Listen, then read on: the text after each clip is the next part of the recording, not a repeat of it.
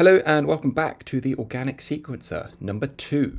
This stage is implementing quantization in the OS, as I'm calling it, organic sequencer.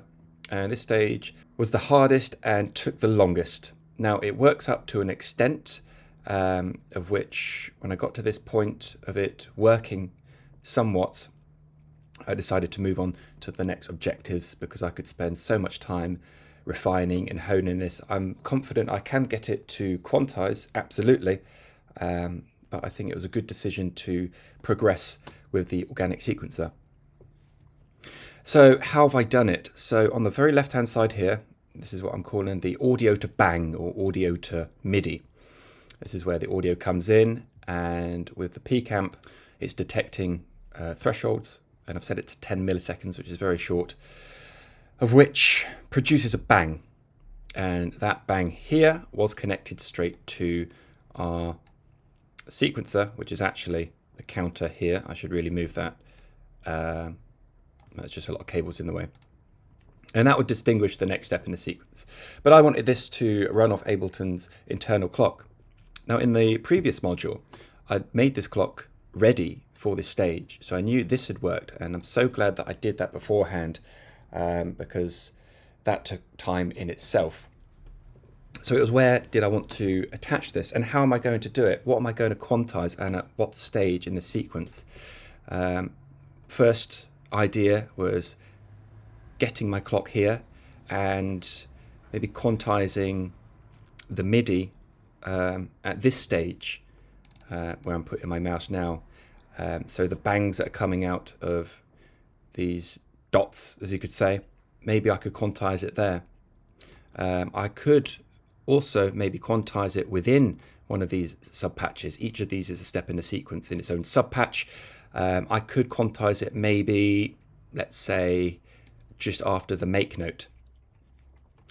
Before that, I thought, well, that's going to be quite complicated, because then how am I going to get a clock to quantize each of these individual steps in the sequence that are producing these MIDI notes?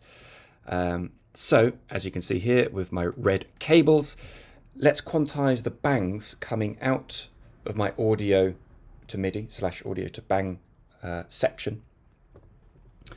And that had worked, and I've come up with the OneBang object working alongside a switch here. So when the user, let's just unfreeze this quickly, load those up. So when the user wants to initiate the quantization, they would choose that to be on. That didn't look great in the UI, so I made a little button here, and when you click that, it actually sends a bang to this, which is also in the UI. It just looks a bit neater and nicer. So how's this working? I have explained it, but it's good to keep explaining it for myself because it's a lot to wrap your head around. So this OneBang object, that was the key. And what happens is, if we put it down here, when a bang is received in the right inlet, this one here, it will then release a bang out of the left inlet, this one here. So as you can see, if we turn this quantize on and follow our red cable, a bang will come in the left inlet, ready to be outlet, but only if our quantized clock here with our beat division lets one through as well.